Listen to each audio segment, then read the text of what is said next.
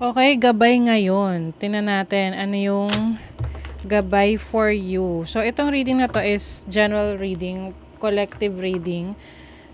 So, anytime na mapanood nyo to, as long as makaka-resonate kayo, this reading is for you, and it doesn't have to be naman na specific na zodiac sign.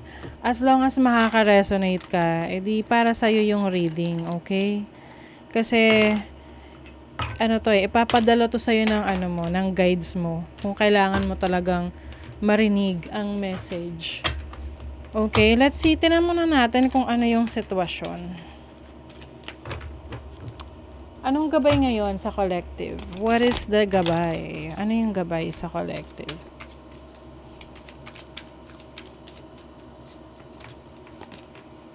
The High Priestess. Ay, oh. Love life? Love life ba to? Nakakaloka. O, takpan natin kasi baka ma-flag tayo. So, meron ditong ano. Oh my God, in love na in love. Gabay nga, tapos biglang love life naman to. So, some of you, meron ditong nasa isang very, very deep relationship. Pwedeng nagsisimula pa lang tong relationship na to, connection na to, tapos, ang bilis ng pangyayari, meron agad dito nahulog. Nahulog agad. Kaya lang, may catch kasi tong relationship na to eh. Pwedeng hindi kasi to, pwede kasing forbidden love, no? Ipinagbabawal na pag-ibig. Diyos ko, sabi ko, hindi, hiwalay yung love reading. Bakit ganun? So, some of you naman, this can be, saka na yung sa love life, ha? Oh. Yung iba, merong ino-offer sa inyo rito. Like, ino-offer na bagong opportunities, no? Kaya lang hinihingi talaga dito yung commitment ninyo. Kailangan nakakommit ka rito. Hindi yung parang half-half lang na, sige, susubukan ko. Hindi ganun. Kailangan, talagang, interesado ka. Talaga, gagawin mo talaga. Kasi kung magiging, ka dito, yung, ibibigay mo yung best mo, magiging successful ka eventually. Yes. This can be a career or new opportunities for you. Tignan natin. Ano pa? Oh, new beginnings. Merong bago. Oh, make sense with the Ace of Cups. Hinihingi sa'yo rito na mag-commit ka with the lovers. Oo, pinagko-commit ka. Kailangan, desidido ka. Kasi kung hindi ka desidido, wag mo nang i-pursue. 'Di ba? King of Cups is compassion, love, dedication. So, kung talagang open ka rito sa new beginnings na to, may enjoy mo to. Whether this is a relationship. Oh my God. Di ba kasi sabi ko lang, compassion, 99. 9 plus 9, 18, 9. Oh, 9 pa rin. Oh my God. Oh, may new beginnings. Merong endings. Kasi ang 9 is endings. So, kailangan, yung iba sa inyo rito kung meron kayong, nasa point na kayo na parang feeling nyo, may mga natatapos na sitwasyon sa buhay ninyo. It's time to embrace this new beginning. Yung iba sa inyo, itong new beginning na to, relationship, no?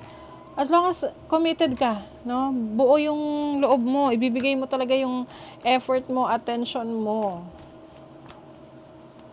Kaloka, Activate, may nag-activate dito na interest. Nag-activate yung enthusiasm mo, yung energy mo sa isang bagay. Pero, hindi siya magiging komportable sa una kasi pwedeng bago to sa paningin mo, bago sa panlasa mo.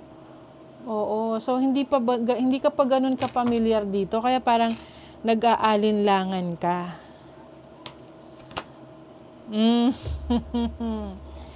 So, embrace mo na tong change. Kasi unexpected. Ito yung pagbabago na parang boom, biglaan. Tapos parang, yung parang hindi mo na alam kung paano to nagsimula kasi ang bilis ng mga pangyayari. Okay? So, tingnan natin kasi medyo, baka yung iba naguguluhan pa kayo. But, kung nakaka-resonate kayo dito. Alam niyo ibig sabihin. Okay? Oh, you have 5th house. So, 5th house, nakakaloka. Okay. You have Neptune in Sagittarius in the 5th house. 5th house, this is dating, no? So, yung iba sa inyo, opportunities to for bagong relationship. Okay? Natatakot lang kayo na mag-explore kahit na nandyan naman na sa harapan mo.